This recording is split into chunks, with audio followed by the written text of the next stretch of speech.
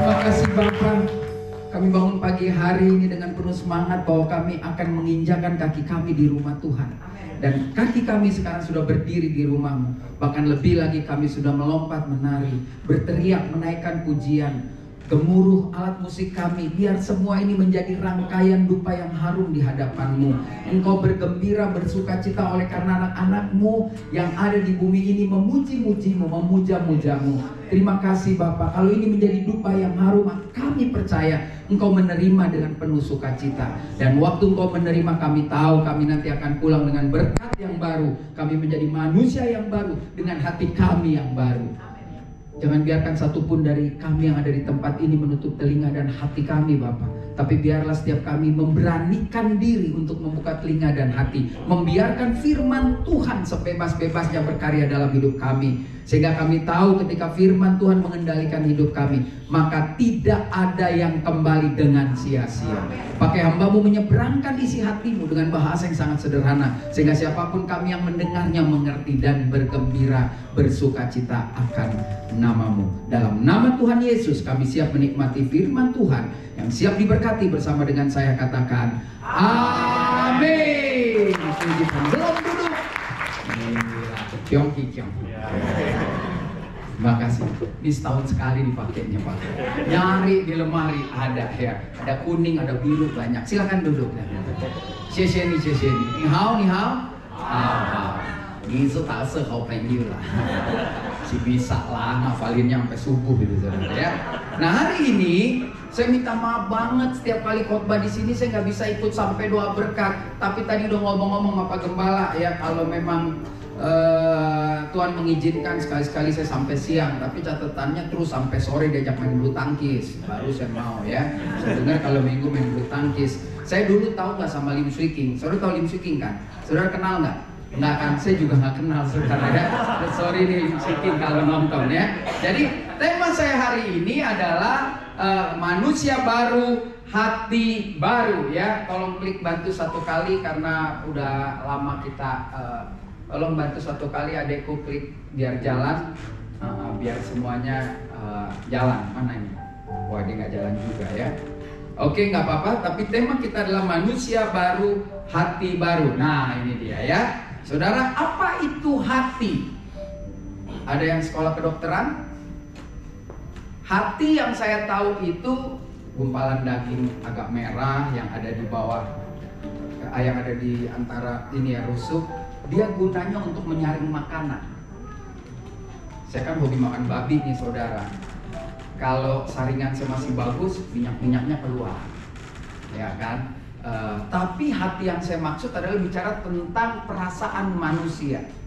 Ya, jadi di dalam Kamus Bahasa Indonesia, hati itu sesuatu yang ada di dalam tubuh manusia sebagai tempat segala batin, perasaan, menyimpan pengertian dan lain sebagainya. Makanya Amsal 4 ayat 23 bilang apa? Silakan yuk kita baca sama-sama. 1, 2, 3.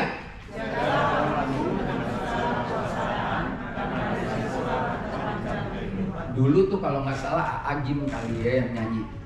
Jagalah hati, jangan kau nodai ya. Betul, itu rohani banget. Mau yang nyanyi siapapun juga. Hati itu menggambarkan perasaan. Makanya ibu-ibu kalau perasaannya nggak enak, ngocehnya tuh jadi jelek. Lu tau nggak laki gue tuh nggak tahu diri banget. Dulu waktu baru kawin tau nggak, mertuanya emak gue nih yang biayain. Sekarang kaya dikit aja dah ilah belagunya. Nah tuh hati lu lagi nggak bagus. Tapi kalau hati berbunga, gue gak sangka loh laki gue. Emang sih jujur aja, waktu nikah dia gak ada apa-apanya. Mertua gue kasih modal captiau doang. Sekarang punya duit 6M, saudara gila banget. Mertua gue makanya sayang banget. Lu tau gak dia punya 6M, mertua gue dikasih berapa? Belum kayak sekarang. Nah itu namanya memanage perasaan yang marah dengan sukacita. Jadi lu kalau kesel juga ceritanya yang manis dulu, terakhir tusuk mati dia. Makanya dulu Christian nyangaran lagu hati yang berbunga pada pandangan pertama, ya kan? Kalau lu lihat orang terus lu naksir pengen nikah sama dia pasti bilang begitu. Oh Tuhan tolonglah aku cinta dia, ya kan? Ya kan? Ya kalau yang nggak tahu lagu itu kecilnya miskin. Ya kan? Itu kan ada di radio, ada di TV. Nah, sekarang apa yang harus kita lakukan agar di tahun 2024 kita tetap dapat menjadi manusia baru dengan hati yang baru yang harusnya terus-menerus menjadi berkat, ya kan? Kenapa dia macet-macet nih? Ya. Jadi kita tahu ini belum jalan ya. Nggak apa-apa. Biar dia berusaha terus karena anak-anak muda lebih banyak, lebih jago mencari jalan keluar. Tadi saya sama Pak Gembala bilang, kita bingung ya kalau bikin flyer-flyer gitu. Anak-anak sekarang kayaknya beres gitu ya. Nah, ini kayaknya harus berdiri sendiri nih, jangan digabung sama isi worship ya. Nah, di dalam Kolose 3 ayat 5 sampai 11 mengajarkan saudara dan saya bagian yang penting di dalam kekristenan ya. Mari kita lihat dan kita baca singkat aja, cuma beberapa ya, 5 ayat untuk membawa kita bagaimana menjadi manusia yang baru mumpung belum terlambat. Ini kan masih bulan Februari, Sincia lagi kemarin. Kolekte ceban bagi angpau notiau. Ya bingung ya saudara ya. Soalnya kalau kasih kolekte notiau nggak dipuji. Tapi kalau kasih angpau notiau buat 20 orang dipuji, ya kan? Ih gila lu Cihu, gua baik banget lo. Gila dia tebar tuh duit. Saya kan, nah itu makanya Pak mungkin perlu sekali-sekali kalau ada orang kasih notiau kita bilang, ih gile luar biasa, malaikat aja stroke lihat dia kasih notiau gitu kan. So kenapa ya selama ini seumur hidup pelit dia gitu kan. Nah saudara ya, nah yuk saya baca ayat 5, saudara 6 begitu selanjutnya. Saya kan tipe pengkhotbah yang senang satu ayat kita bedah sampai ke amplak ya, sampai ke usus-ususnya ya. Karena itu matikanlah dalam dirimu segala sesuatu yang duniawi, yaitu percabulan, kenajisan, hawa nafsu, nafsu jahat, dan juga keserakahan. Saudara tahu itu semua yang sama dengan penyembahan berhala, ayat 6 dan 7.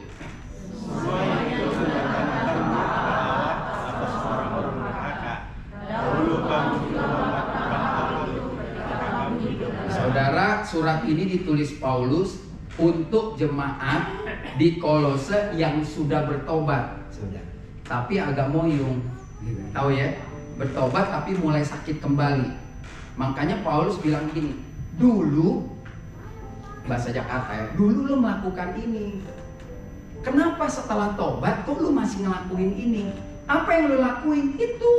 Lihat, duniawi, percabulan, otak jorok aja ya kan? Kenajisan, najis teralala ya kan saudara. Terus hawa nafsu itu mulai dari tindakan jahat. Begitu gua pengen hawa nafsu itu bukan cuma melihat cewek, melihat cowok, bukan.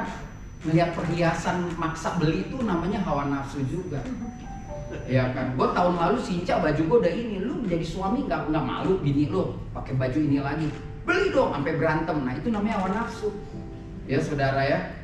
Pengen punya mobil, ngalahin tetangganya sampai utang kiri, utang kanan, korupsi, itu namanya hawa nafsu. Jadi jangan pikirannya selalu selingkuh doang ya. Ini apa sih belum disuruh udah balik sendiri ya kan? Ya kan? Yang sama dengan penyembahan berhala. Saudara mesti tahu, menyembah berhala zaman saya masih muda ya, nggak tahu ada yang lebih muda. Saya tahun ini 58 saudara. Orang-orang yang seumur saya kalau nyembah berhala, tanya Pak Gembala, dulu tuh konsepnya adalah ke gunung, bakar sajen, taruh patung babi, ya kan yang gitu-gitu. Terus kalau lewat di pohon gede tengah malam jam 2 numpang anak kambing melewat numpang. Nah itu nyembah berhala tuh. Tapi tahun begini udah nggak ada. Saya nggak tahu kalau di Harapan Indah masih termasuk desa apa udah kota. Tapi di Jakarta sudah termasuk kota dan orang nggak ada lagi yang kemasukan setan. Orang nggak ada yang kesurupan di Jakarta. Boleh saudara cari, nggak ada. Setan nggak ada ruang untuk ganggu orang. Nggak ada. Dulu kita retreat ada aja yang manifestasi. Sekarang saya retreat nggak ada tuh. Kita mau doa kayak apa? Udah nggak ada. Sorry kalau di daerah mungkin ya, Jakarta udah nggak ada. Kenapa? Karena iblis juga mengikuti perkembangan zaman. Dia bikin lo kesurupan bukan yang lagi Kalau sama saya, saudara sekarang ini ada yang manifestasi, ala siram bensin aja bakar, sadar. Berarti dia bukan kesurupan, dia stres. Kalau dia setan, kita lempar bensin, kita bakar, dia rela dan dia nggak mati. Makanya ada acara-acara yang dibakar, dipotong nggak mati. Nah itu setan, saudara. Tapi kalau di kota besar, sekali lagi saya nggak tahu kalau di sini masih ada nggak, di Jakarta nggak ada. Kesurupan di Jakarta tuh ya sederhana, pelayanan tapi punya selingkuhan, itu kesurupan. Itu benar, itu penyembahan berhala. udah penyembahan, ikut doa puasa, di kantor sanksipa terus, tipu terus. Nah itu kesurupan, itu penyembahan berhala, saudara. Jadi berbeda, emang setan dijago. Internet masuk, setan masuknya juga di internet. Karena yang udah nggak diladenin sama kita. Terus sekarang ada yang hadirnya kita pulang aja tinggalin sadar sendiri. Ngapain lu sendiri di gedung? Lewat sejam lo bayar lo AC-nya. Dia sadar, gue dicuekin sama gembala. Nggak ada, saudara. Mungkin kalau di pedalaman yang masih bunyi jangkrik-jangkrik masih, ya kan, kalau kota enggak. Jadi saya kasih tahu, kalau saudara ada di tempat ini hari ini, saudara sudah ngaku Kristen, pertanyaannya ini jadi harus dijawab. Dulu nggak apa-apa, saudara saya kasih tahu ya. Kalau kita ketemu teman kita yang nggak Kristen, dia main judi, lu jangan larang. Kenapa? Karena menurut iman dia nggak dosa. Kalau saudara ketemu orang nggak Kristen, dia mau punya bini 4-7, lu nggak usah larang. Percuma berantem, saudara. Ya kan itu agama lo larang. Kalau agama gua nggak apa-apa, tuker tambah kan nggak selesai, saudara. Ya ini penting supaya kita tuh jangan bodoh lagi di tahun 2004 memperdebatkan keselamatan yang kita sudah punya. Kita sudah punya keselamatan, gak perlu lu ceritain, tontonin aja lewat cara hidup kita, saudara. Gak perlu bilang, lu tobat lu, tiap hari lu mabuk. Dia bilang, gue kagak ada masalah. Gue mah yakin gue tetap masuk surga, ya udah. Nah masalahnya sekarang saya bicara di hadapan saudara dan saya sendiri, tuh firman Tuhan bilang, dulu kita waktu belum tobat, yang kita lakukan itu halal biasa aja karena gak tahu aturan. Bangsa Israel dulu membunuh emang dosa, sebelum ada Taurat enggak, cuma moral. Cuma nggak baik ya, mencuri nggak baik, tapi nggak ada dosa. Setelah ada hukum Taurat, orang baru tahu mencuri itu dilarang dan itu namanya dosa. Sekarang saudara sudah menjadi murid-murid, anak-anak Tuhan, sudah dikuduskan. Saudara harus tahu bahwa yang ayat 5 ini, kalau kita masih lakukan, datang murka Tuhan. Ya, jadi udah ngerti ya, kita kan ini semua Kristen, ada yang belum, ada yang masih coba-coba, ya nggak apa-apa. Minggu depan coba lagi ulang tahun, lumayan, pasti bawa besek tuh. Pokoknya gereja ini mantep deh. Ya, kita lanjutkan ayat selanjutnya. Saya baca ya. Perhatiin nih satu-satu. Tetapi sekarang buanglah semua ini: marah, geram, kejahatan, fitnah, dan kata-kata kotor yang keluar dari mulutmu. Saudara, kalau marah, geram, kejahatan, fitnah, kata kotor, mana yang paling susah kita lakukan? Cepet, durasi. Hah? Marah. Ada yang lain? Saudara, kalau buat saya yang paling susah ini, geram. Marah gue bisa tahan, tapi gedek paling susah. Ini di gereja ini nih ada yang ngegedekin gembala, ada ngegedekin pengerja, tapi emang udah nggak bisa disembuhin. Emang dia dasarnya udah korslet. Nggak apa-apa. Di gereja itu saya udah bilang ya, selalu di gereja Tuhan pasti kirim jemaat atau pengerja yang korslet. Syukuri, jangan diusir. Kenapa? Karena dengan ada orang korslet, kita dilatih Tuhan untuk tahan nggak geram. Kalau nggak marah bisa, lo nggak main bulu tangkis sekarang, nggak, udah kan berarti kita nggak marah. Tapi kalau ketemu dia, aduh, udah, on banget, dari mana sih main bulu tangkis pindah bola itu dulu, ya kan? Dia dulu kan kita cari 15 setengah mati, abis semes belum dapat poin pindah lagi, dia semes lagi pindah lagi, bisa sampai maghrib nggak habis. Kalau sekarang kan mati masuk angka, mati masuk angka. Jadi ini yang kalau menurut saya geram ya. Kadang lihat suami kita bohwat banget, gue melihat laki gue, cerai nggak boleh, gampar nggak boleh. Gimana dong gue mati serangan jantung? Kan begitu saudara. Geram ya. Ya mungkin saudara marah. Saya marah bisa saya tanganin. Geram. Saya ngomong sama istri saya, mana saya bahas ini. Aduh, ya lo, kalau gue nggak pendeta gue udah gampar 3 kali lo, gitu kan. Itu kan namanya geram, belum marah saudara ya. Jadi hati-hati.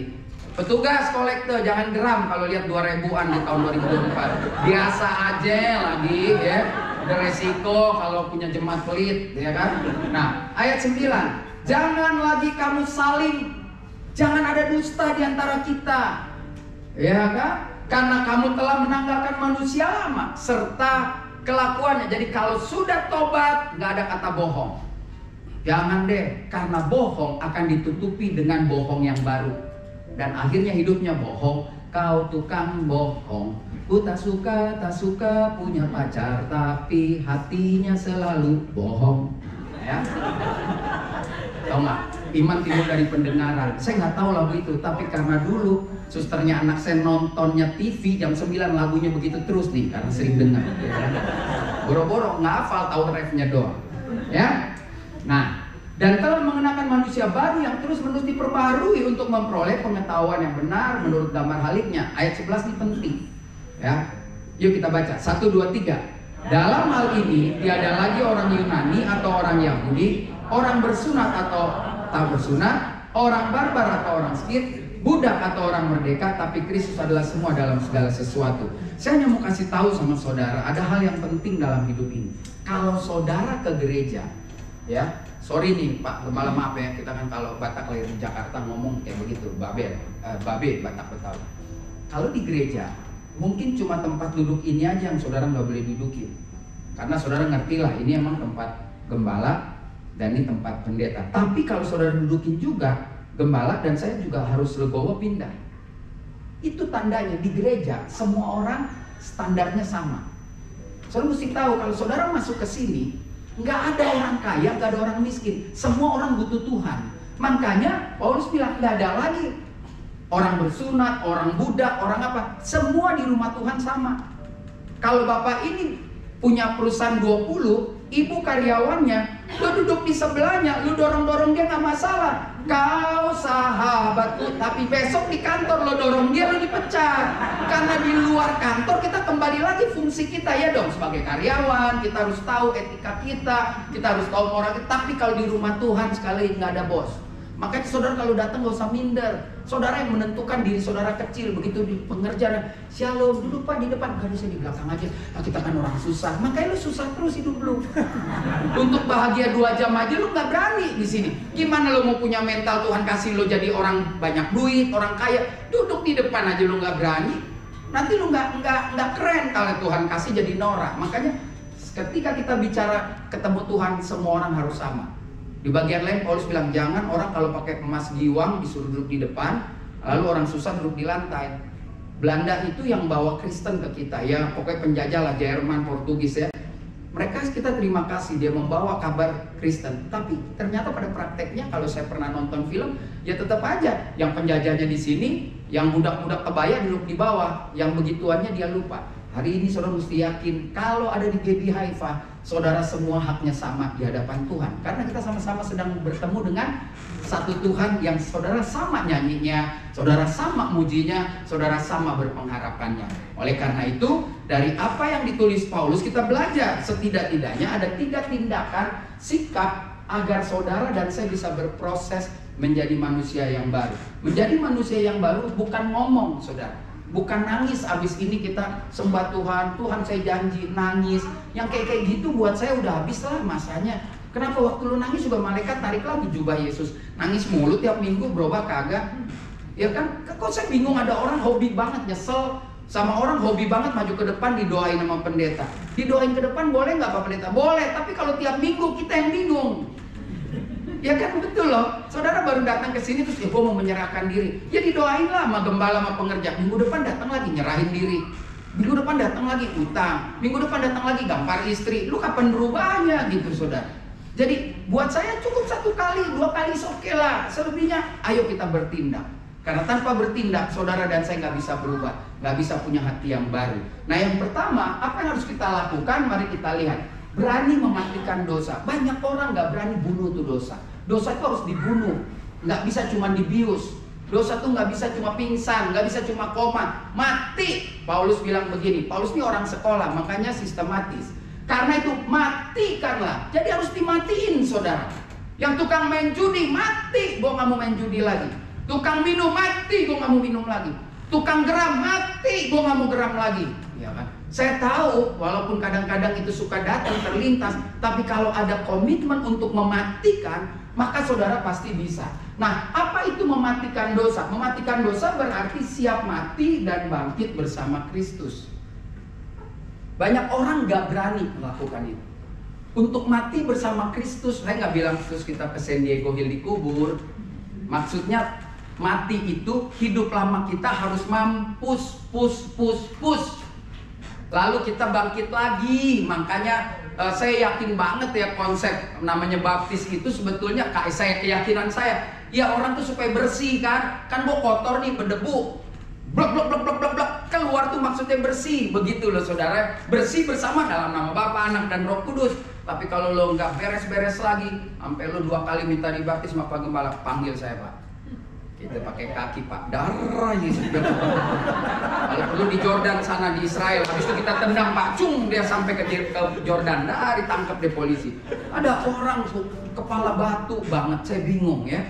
Jadi bukan soal juga baptis berkali-kali, kan ada gereja yang kalau setiap pergi baptis. Nggak ada gunanya saudara akhirnya. Pada akhirnya adalah keputusan hidup. Mau nggak kita mematikan? Nah, Paulus bilang begini, yang ku kehendaki ialah lihat, orang seneng kalau kenal Yesus.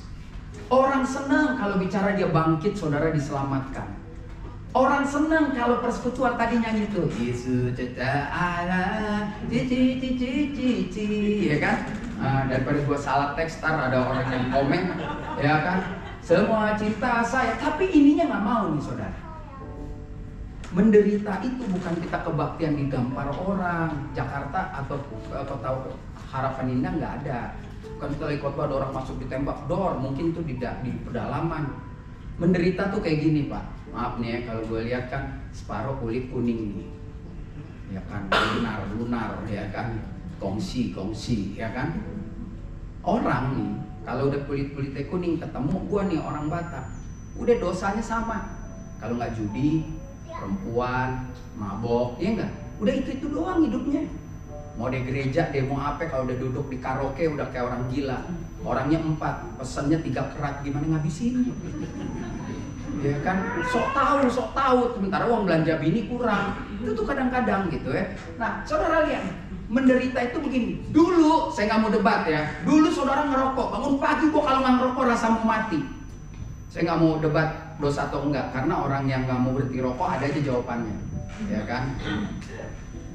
Terus tiba-tiba saudara menyadari bahwa merokok itu tidak baik untuk kesehatan saya. Itu kan salah satu bentuk perubahan hidup. Nah, ketika saudara bangun dan saudara tidak lagi merokok, itu menderita. Itu namanya penderitaan. Iya dong, menderita tuh jangan yang susah-susah. Dulu kalau gua hari Minggu gua nggak mau kemana-mana, khusus main bulu tangkis. Karena di gereja gua ada bulu tangkis. 2 minggu ini lo nggak bisa main bulu tangkis. Karena 2 minggu ini lo ada acara yang di rumah yang orang tua lo minta lo datang. Lo nggak main bulu tangkis, lo sedih, lo menderita lo untuk itu. Padahal kalau saudara nggak main bulu tangkis, saudara di rumah bisa dipakai Tuhan untuk menjadi kesaksian. Karena di rumah lagi ada ibadah sektor atau lingkungan. Kalau saudara hobinya minum, gue tiap hari gue nggak mabok loh, tapi gue tiap hari mesti minum 2 kaleng bir yang 700 mili. Mau merek apa aja. Begitu kita tahu, gue beli bir aja 50.000. Kenapa gue nggak stop aja ya? Gue minum air putih, gue kasih aja buat pelayanan. Menderita. Jadi ikatan-ikatan yang membuat kita tidak bersekutu, kita buang, itu penderitaan. Gue kalau kagak dandan, menderita. Gue kalau kagak ganti sepatu baru, menderita. Nah, penderitaan itu yang seperti itu. Belum sampai pada titik kita seperti Paulus dicambuk, belum saudara. Saudara belum digamparin orang loh kita. Cuman dibilang, lu jangan ini, itu aja kita sulit. Cari pembenaran terus, ya kan? Di mana aku menjadi serupa dengan dia. Makanya Paulus begitu sempurna. Kita kalau pelayanan, kalau diadu sama Paulus, mati deh kita. Nggak nyampe apa-apa saudara ya. Dia tinggalin semua loh. Dia membuktikan gitu ya. Ya, kita masih gaya, masih dandan tadi. Aduh, bulu mata gue mana Pak? Bulu mata gue mana? Ribut aja. Yang siapa, yang sibuk lu, ya kan? Dimana aku menjadi serupa dengan dia dalam kematiannya. Makanya orang harus berani mati, maksudnya membunuh manusia lamanya supaya aku akhirnya bangkit dari antara orang mati. Jadi hari ini saudara ingat, Paulus bilang, dulu kamu lakukan, sekarang jangan. Yuk Bapak Ibu, kegiatan-kegiatan yang mengikat kita dan kegiatan itu tidak ada hubungannya dengan naik level rohani, mulai stop. Gak usah bicara gue kurangin pelan-pelan, stop. Kalau sesuatu kegiatan tidak membuat rohani saya naik, stop. Pergaulan buruk merusak kebiasaan yang baik. Bukan gak boleh bergaul, so. Saya juga hobi banget bergaul, so. Tapi lihat, ketika bergaul sudah mulai kagak enak nih anginnya, stop. Nasi campur tuh kayaknya gue masak. Sate dipisah bos. Berani, pertanyaannya sederhana. Kenapa ada orang habis ibadah, maju ke depan, didoain, nangis, tapi jangan pakai muntah. Semikal mahal karpet ya. Kalau muntah lu diubin aja sana. didoain, tobat, seminggu dia rajin loh, datang ke kul, 2 minggu dia rajin, bulan depan kumat lagi. Kenapa ada orang seperti itu? Padahal 1 bulan dia ikut terus semua. Bulan berikutnya nggak datang ibadah, alasan kesiangan. Habis kepagian, nah gue dengar bisik-bisik mau ada jam 10. Lo alasan lagi kepagian, kita datang ke rumahnya, kita siram bensin pak. Bakar aja rame-rame. Bercanda-bercanda, ntar orang yang nonton bilang ini pendeta kejem amat. Ya, nah saudara mari kita lihat. Kenapa? Saya cuma mau tanya nih, kalau saudara di rumah ada tikus, terus tikusnya bapak atau ibu bunuh, tetap mati dia. Itu diapain bangke tikusnya? Buangnya kemana? Di kamar? Di bak sampah? Di halaman? Atau di mana? Di got, pantes lu sering banjir ya. Pantes kalau hujan tetangga bau bangke, lupa kiriman ibu. Di mana kita buang saudara? Di bak sampah dekat rumah apa jauh? Kenapa mesti jauh? Karena baunya bakal datang. Makanya Paulus itu jago. Kalau lu udah matiin dosa, lu udah bunuh tuh dosa, jangan lu deket-deket lagi sama tuh bangke. Lu mesti buang jauh-jauh. Paulus bilang dengan jelas yang kedua, nih kenapa dia macet-macet nih si Sinca ya. Oke, yang kedua dikatakan berani membuang dosa.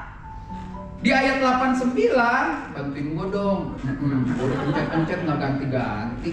Ini dieditnya ntar lama loh. Iya, setiap ganti mesti bangkit dan jadi terang. Oh ini selalu dari ulang lagi. Habis waktu Pak Pendeta. Ya. Saya berani buang dosa. Jadi setelah kau bunuh, tikus itu harus kau buang jauh-jauh. Jangan sampai kau cium lagi, nanti ingat lagi. Oh iya dulu tikusnya jalan di atas lemari Pak. Kan gitu. Makanya orang itu lihat nih. Tetapi sekarang buang. Habis matiin, buang. Kalau dulu tukang minum ke karaoke, bertobat, buang. Jangan lagi ke karaoke. Kalau ke karaoke family sama istri. Istri asli. Selama ini sebelumnya sama istri orang. Sekarang sama istri asli. Anak asli, ajak gembala nyanyi lagu gereja, ajak nih WL supaya dia nyanyi terus. Selama ini kan lo suruh nyanyi orang yang dari sono tuh rok pendek, cai. Sekarang lo panggil orang gereja. Nah banyak orang begitu. Gue udah kagak main capsa lagi, main capsa tahu ya. Gue udah dulu jago Pak, belum tobat, main menang terus, cuan terus. Udah tobat 2 tahun, udah pelayanan, udah naik level pastoral apa. Dia ngumpul lagi ke orang main capsa. Dia bilang kagak main, cuma kumpul namanya reuni, duduk di sebelah. Temennya main, dia ngoceh, stut, jetnya ke bawahin dong. Tidak kena lagi tuh, itu bangkainya udah masuk lagi. Nanti akhir yang kedua, lu memang auban lu bego banget. Ini lu capnya mesti gini, gue tapi nggak main ya, gue kasih tau dulu gue begini, itu bakal balik lagi lo saudara. Makanya kalau gue udah bertobat, metanoia, dari jalan gue dulu salah begini, gue tobat gue begini, goodbye, selesai. Orang-orang yang mau membuang dosa, dia harus berani lakukan ini saudara, melupakan dosa dan fokus. Makanya saya berharap Pak Gembala dengan para staf Gembala ini, mumpung kita masih 1-2 tahun, ini perlu jemaat dibawa fokus. Lu tuh ke gereja hari Minggu mau ngapain? Cuman mau ngisi kebiasaan orang Kristen, bakal gagal. Tapi kalau saudara ke gereja, saudara menggali kebenaran firman Tuhan untuk fokus di hari Senin, Selasa, Rabu, Kamis, Jumat yang acara cari duit itu dan tidak gagal, makanya seriuslah ikut setiap program gereja. Tidak ada program gereja yang rusak, gereja manapun. Yang rusak itu manusianya. Gereja nggak pernah ada yang sesat. Yang sesat itu orangnya. Selama gereja itu dibangun dalam firman Tuhan Alkitab Yesus Kristus, tidak ada yang sesat. Sekali lagi firman Tuhan itu utuh. Yang kacau itu manusianya. Jadi saudara kalau sudah ada di sini, bertumbuhlah di sini. Kenapa saya bilang fokus? Lihat, saudara-saudara, aku sendiri tidak menganggap bahwa aku telah menangkapnya. Paulus itu orangnya rendah hati. Dia nggak pernah bangga akan keberhasilan. Dia bilang begini kalau terjemahan bebas, gue bisa begini bukan karena gue bisa begini karena Tuhan. Tidak ada orang yang bertobat atas usaha sendiri. Dengar Bapak Ibu, Tidak ada orang yang bertobat atas usaha sendiri. Orang itu bertobat pasti Tuhan yang hampiri duluan. Ada dua pilihan, mau bertobat atau enggak. Saudara boleh lihat di YouTube, orang yang lu benci sama orang Kristen, bakar gereja, kenapa dia tobat? Dia bilang, gua tidur, gua mimpi lu. Gua tidur ada baju putih, berarti kayaknya tuh Yesus manggil gua. Ya, tidak pernah ada inisiatif manusia. Saudara bilang mau cari Tuhan, gak akan ketemu, karena Tuhan memang lebih dulu mencari manusia. Dia berdiri di muka pintu, Wahyu 3:20, aku mengetuk pintu. Jadi dia yang cari saudara dan saya, bukan dan tidak pernah manusia cari Tuhan. Adam jatuh ke dalam dosa sama Hawa, apakah dia mencari Tuhan? Kabur. Tuhan bilang, Adam lu di mana? Siapa yang kasih tahu lu telanjang? Nah, jadi Tuhan tetap yang mencari manusia. Dikatakan tetapi yang kulakukan, melupakan, buang semuanya, lupakan di belakang, arahkan diri. Arahkan diri bicara tentang fokus. Hanya fokus, hanya itu, satu titik, titik itu. Tetap fokus. Nah, lu mau dapat medali emas, lo mesti fokus. Kita mau juara, kita mesti fokus. Saya mau stop ngerokok, ya saya fokus. Fokus tentang kesehatan. Saya mau stop minum mabuk, fokus. Bahwa tubuhku adalah bait Allah, bait suci. Kalau saya kotorin, saya sedang mengotori gereja. Kan begitu. Ada fokusnya Bapak Ibu. Jadi tanpa fokus nggak bisa buat apa-apa. Lalu dikatakan mengarahkan diri pada apa yang di hadapanku dan berlari pada tujuan. Jadi kalau saudara ada di gereja ini, waktu saudara bertobat, betul nama tuh tercatat di sorga, tapi bukan berarti udah di surga. Saya berani ngomong ini dan saya yakin saya nggak sesat. Saudara ini belum masuk surga karena saudara masih hidup. Bener ya? Iya dong.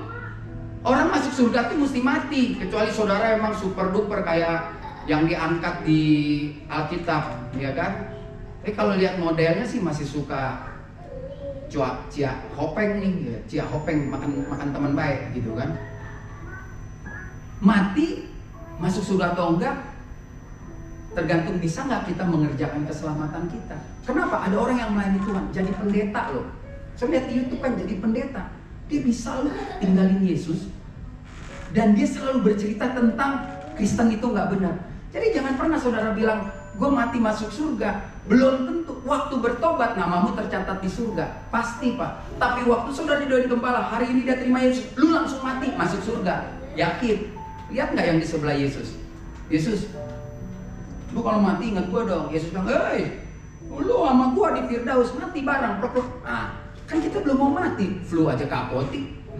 Lu flu kapotik, ya kan? Bersin 3 kali colok hidung, enggak, gue negatif. Berarti kita kan masih takut mati, saudara. Berarti jangan-jangan kita belum masuk surga. Orang kalau takut mati, berarti dia masih punya kerjaan yang dia belum bisa selesaikan.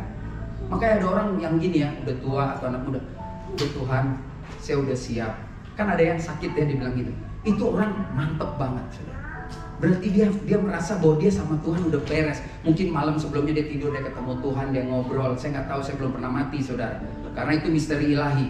Tapi saya percaya orang 1-2 hari, mau yang mati mendadak sakit, saya yakin secara roh dia ada ngobrol-ngobrol. Saya yakin banget, saya itu keyakinan. Karena rata-rata kalau saya datang ke orang mau meninggal atau udah meninggal, dia selalu bilang, iya loh, papa sebelum meninggal 2 hari bilang, dia ajak orang naik perahu yang satu gelap, satu putih, entah halu, entah penglihatan, saya nggak ngerti. Tapi saya cuma kasih tahu, selama kita masih hidup, berarti masih ada tanggung jawab yang harus kita kerjakan. Maka kita takut mati, jangan-jangan kita merasa masih ada yang belum gua kerjakan. Hati-hati. Ada cerita begini, rumah kita ada semua di surga, rumah saudara ada, saudara udah bertobat, Tuhan udah siapin kapling, tapi kenapa kita belum masuk? Karena kita masih hidup, Bu. Maka kita mesti kerja. Jangan-jangan rumah lu udah jadi, kaca nakonya belum kebeli.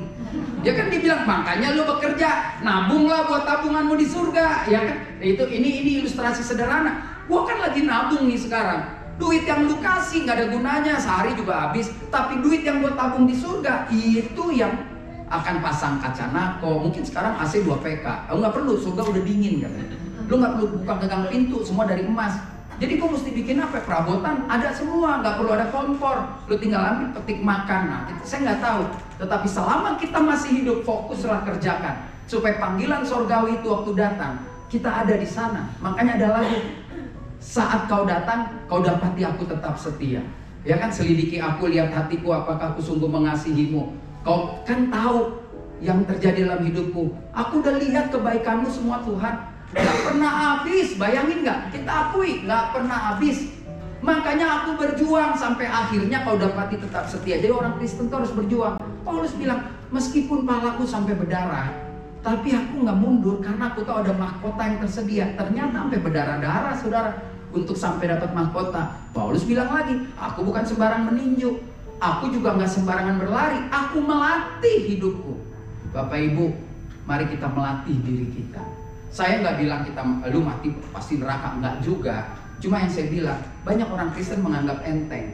Banyak juga pendeta, ya kadang gembala atau penginjil bilang ini, lu kalau terima Yesus masuk surga, benar. Kalau mati, saudara, langsung kan lo hidup.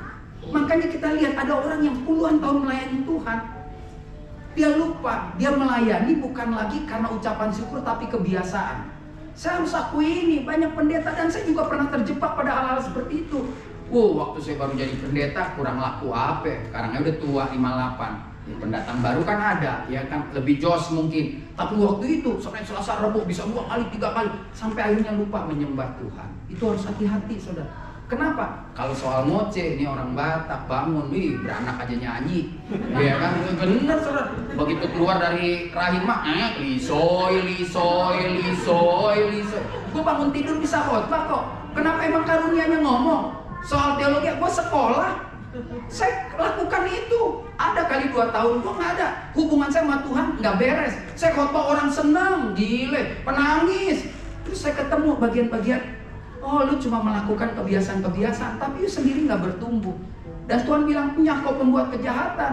Makanya banyak pendeta nanti masuk neraka. Kenapa? Karena melakukan kebiasaan. Sementara jemaatnya bertobat. Ya Matius 7, baca ya 20-22. Pergilah kau pembuat kejahatan. Orangnya bilang, Tuhan kau kan bernubuat. Gue bukannya bikin KKR, gue bukan. Tuhan bilang, pergi kau pembuat kejahatan, aku gak kenal engkau. Ngeri, saudara. Makanya yuk kerjakan keselamatan. Kalaupun sampai berdarah-darah, nggak apa-apa, saudara. Kenapa? Karena ada mahkota dan perlu fokus. Saya pernah bilang gini, gereja ini kalau Tuhan yang suruh gak bakal tutup, saudara. Ini bukan seneng-senengin gembala, bukan. Tapi kalau ini hanya cuma segelintir orang, dia pasti tutup. Jadi kalau saudara yakin gereja ini Tuhan yang suruh, setialah di gereja ini. Bapak Ibu, saya bukan nyampein apa kata pengerja sama gembala. Setialah di satu gereja, Bapak Ibu. Sampai kalau perlu peti mati lo keluar dari gereja ini. Itu tandanya kalau kita setia, kita akan bertumbuh dengan tahap yang bagus, Bapak Ibu. Yuk di sini. Terus gembala ngomong atau staf ngomong, yuk tersinggung, yuk pindah gereja. Itu bahasa anak tahun 80, yuk chicken, tahu nggak? Ayam kampung, ditegor dikit pindah gereja. Kampungan, maaf ya. Lu justru di gereja ini ya dihantam gua supaya apa? Gua lebih baik. Gua bisa bunuh dosa gua bisa buang dosa gua. Kenapa? Karena dengan begitu gua bisa bertumbuh. Jadi kalau saudara jadi jemaat cuma mau dengar enak-enak doang, nggak mau dihajar, ya sulit. Sulit, Bapak Ibu. Kita akan pindah ke satu gereja lagi, terus nanti tersinggung pindah lagi. Nah, yang sesat gereja apa yang tukang pindah? Saya nggak ngerti. Kalau pindah rumah sih keren. Ya nggak, ini pindah gereja, ya. Jadi itu penting. Bunuh, matikan dosa dan buang bangkainya jauh-jauh, Pak. Ya, gue dulu kalau mau main biliar, rasa gue panas dalam. Terus lo mampir ke tempat biliar, enggak, mau ketemu teman lama, lo main lagi. Saya nggak bilang biliar dosa, enggak. Kalau saudara main dengan orang-orang beriman kan juga. Bulu tangkis lo kira nggak dosa? Dosa juga biar lo orang gereja diam-diam dari bawah. Ceban-ceban. Ya, lo main judi juga. Ya, ngapa kita nggak taruhan kalah teh botol juga, itu judi. Begitu kalau gue kalah, gue mesti bayar teh botol, maka gue akan berjuang hanya untuk mempertahankan harga diri dan teh botol, bukan lagi untuk kesehatan.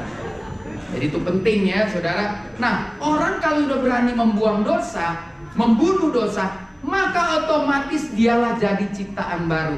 Oleh karena itu yang ketiga, berani dong. Kalau saudara udah bilang gini, gue udah bunuh nih Pak Pendeta dosa, Pak Gembala, gue udah enggak judi, korupsi apa udah enggak, gue udah buang. Berarti you siap jadi ciptaan yang baru. Kayak kita bilang ini, ku telah mati dan tinggalkan cara hidupku yang lama. Semuanya sia-sia dan tak berarti lagi. Hidup ini ku letakkan pada mezbahmu ya Tuhan. Jadilah pada aku seperti yang kau ingini. Jadi kita mau nih, gue jadi manusia baru. Apa yang lu mau sama gue Tuhan, gue kerjain deh. Bentar lagi pulang, ya. Mall belum buka, jam 10. Ya, mari kita lihat ayatnya ya. Kenapa dia suka mati nyala? Berarti saya mesti sering kemari nih Pak. Tapi keren banget hari ini nih. Kue-kueannya Sincia nih, pakai kotak begini. Aduh, luar biasa. Setiap kali ganti poin, ulang lagi pakai jubah. Dia seneng nih gue lama di sini. Ya, ya. Dan telah mengenakan manusia baru, mengenakan manusia baru. Jadi kalau kita sudah buang, siap dong jadi manusia baru. Hidupku bukan aku lagi, tapi Kristus yang hidup dalamku. Ya dong. Bagiku hidup adalah Kristus dan mati adalah keuntungan. Bukan sekali lagi saya bilang saudara harus mati-mati. Bukan mati secara badaniah. Kalaupun juga secara badaniah itu nanti waktu Tuhan. Tapi kelakuan itu harus mati. Dibunuh, nggak boleh lagi pingsan atau koma. Bunuh, matiin tuh tikus, buang jauh dari tempat kita, ya kan? Dan telah mengenakan manusia baru. Kenapa kita juga gagal? Pak, saya udah tinggalin semua. Saya sekarang kan udah jadi manusia baru. Cuma datang hari Minggu sama ikut kul. Sorry, nggak bisa apa-apa. Kul cuma seminggu sekali kan Pak Gembala ya. Nggak bisa. Setiap hari kul menjadi bagian untuk mengasah saudara. Hari Minggu menjadi bagian untuk mengasah. Nah, di luar Minggu dan kul apa yang kita kerjakan saudara? Ini mesti terus. Saya nggak suruh saudara ibadah tiap hari, tapi punya waktu dong.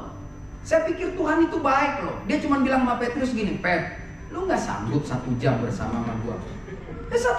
Yesus emang ngomongnya gimana saudara? Dia anak muda umur 30 tahun.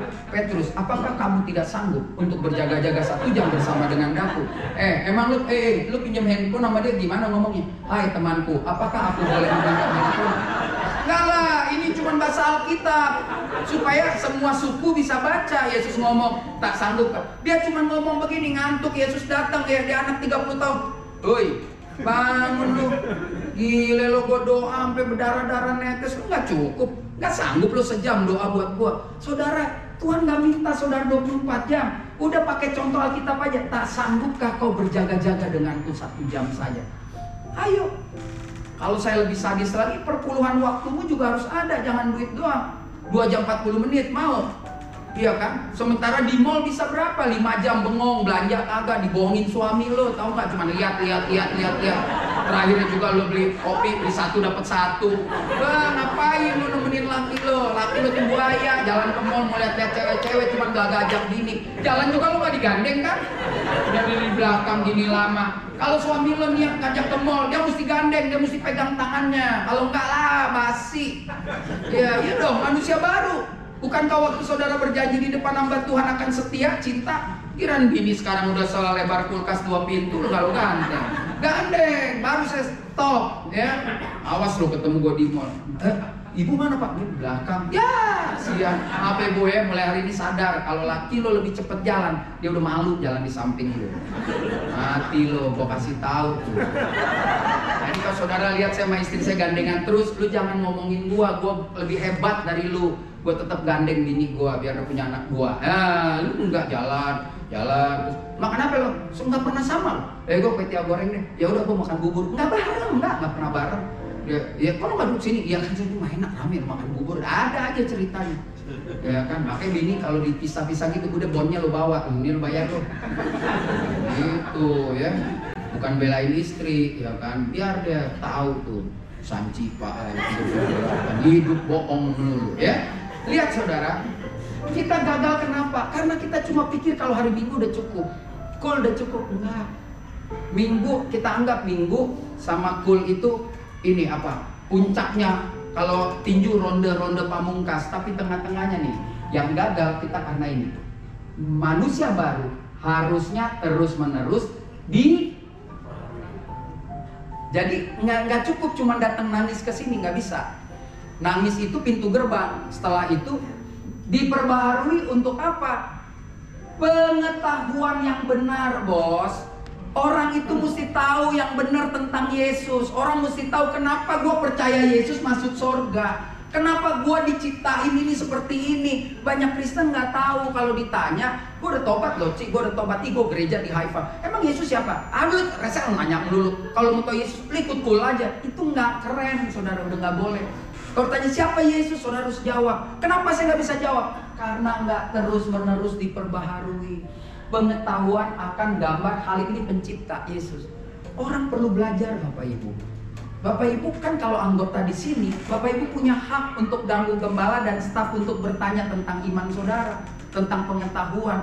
Tiba-tiba hari Rebo baca pagi nggak ngerti, WA. Walaupun nggak cepet dijawab ya, lo nggak usah marah dong. Gembala kalau di WA, jawabnya 3 jam. Emang diri lo doang yang diurus? Enak aja. Pokoknya lo tanya, Pak, saya bingung nih Pak mengenai ini. Apa ya maksudnya pengangkatan? Jadi gembala bisa menjawab dengan pastoral. Jangan tanya sama yang lain. Nanti lain-lain jawaban. Makanya saya bilang setia kalau mau bertumbuh di sini, pakai pengajaran di sini.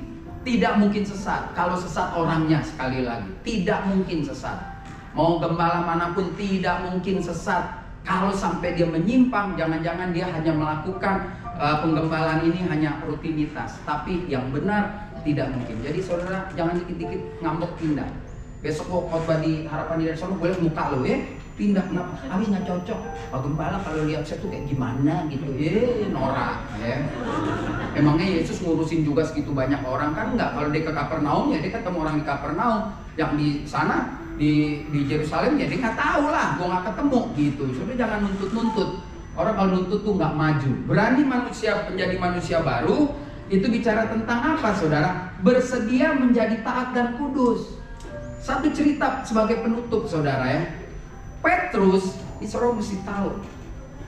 Petrus itu tipe orang setia kawan, betul ya? Saya ini takut Tuhan, Bapak Ibu. Pak Gembala takut Tuhan. Kalau saya tanya, Pak, berantem, gak bakal mau. Saya juga gak bakal mau berantem.